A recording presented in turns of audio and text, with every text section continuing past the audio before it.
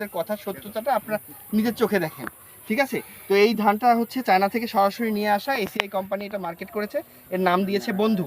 মূলত এই ধানটা মানে ফলন কি পরিমাণ, এই ধানে কোনো রোগ ব্যাধি আছে কিনা, ধানটা মানে খাটো মোটা হয় কিনা, এই শীষগুলো কীরকম, এই সব কিছু দেখানোর জন্য আমরা আপনাদেরকে এখানে নিয়ে আসছি।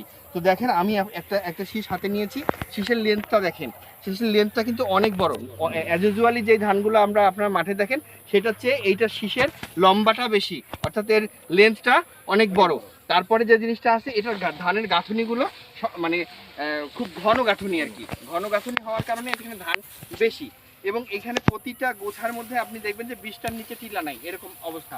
কালকে আমি লালমনিরহাটে একটা মাঠ দিবস করেছি, যেটা জমি ছিল এক ফসলি জমি, মানে ওই যে মাছের ঘের করে সেই জমি, যেখানে একটা ছোড়ার মধ্যে আমার কাছে ভিডিও আসলে কৃষকরা নিজেরা গুনছে, ঠিক আছে, 48টা 49টা 43টা করে শীষ পাওয়া গেছে এক একটা। তো ওটা তো এক ফসলি জমি, ওটা তো একটু বেশি হবে যেহেতু মাছের খাবার টাবার অনেক কিছু ছিল।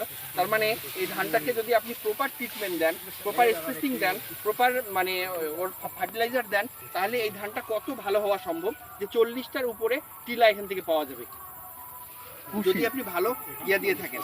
এখন আপনারা লক্ষ্য করেন যে জমিটাতে কোনো রোগ ব্যাধি লক্ষ্য করা যাচ্ছে অন্য ধানগুলোর থেকে, এই ধানটাকে একটু আলাদা মনে হচ্ছে না?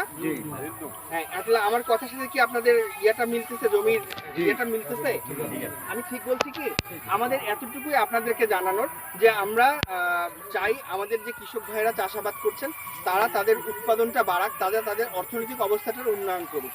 তাদের অর্থনৈতিক অবস্থাটা যদি বাড়াতে চাই আমি, তাহলে অবশ্যই তাদের উৎপাদন বাড়াইতে হবে, কারণ দিন দিন জমি কমে যাচ্ছে, তাই না? তো জমি যদি কমে যায় তাহলে আমাকে উচ্চ ফলনশীল যেগুলো উৎপাদন বেশি হবে সেই জাতগুলো ব্যবহার করতে হবে।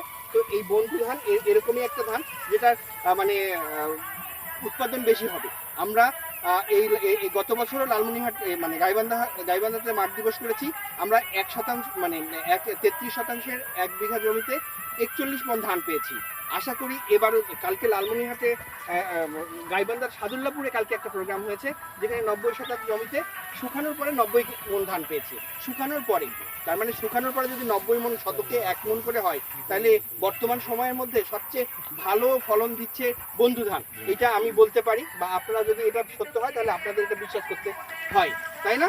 এই এতটুকু মেসেজ আমরা আপনাদেরকে দিতে চাই। আপনারা আসলে এই বিষয়গুলো আপনাদের বিভিন্ন কৃষক ভাইদের কাছে বা আপনারা যারা চাষাবাদ করতেছে আত্মীয় স্বজন বন্ধু বান্ধব সবার মধ্যে যদি এই কথাগুলো আপনারা জাস্ট ট্রান্সফার করেন যে এই বন্ধু ধানটার আমরা শুনেছি এই অবস্থা, তাহলে দেখবেন যে আমাদের এই ধানটা চাষ করলে কৃষক লাভবান হবে। এই কথাটুকু বলার জন্য আপনাদের এতটুকু কষ্ট দিলাম আর এই দেখাতে নিয়ে আসলাম। এখন আপনাদের যদি কোনো মন্তব্য থাকে আপনারা করতে পারেন।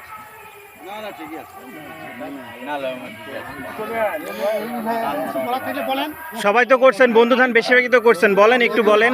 যেখানে ভালো সেখানে তার খারাপ কিছু বলবো না, ভালো ভালোই। এটাতে বিএলবি হয় না, পাতা পোড়া রোগ যেটা, এটা কিন্তু এখানে হবে না। এই ধানটা এইটা একটা সহনশীল, ঠিক আছে?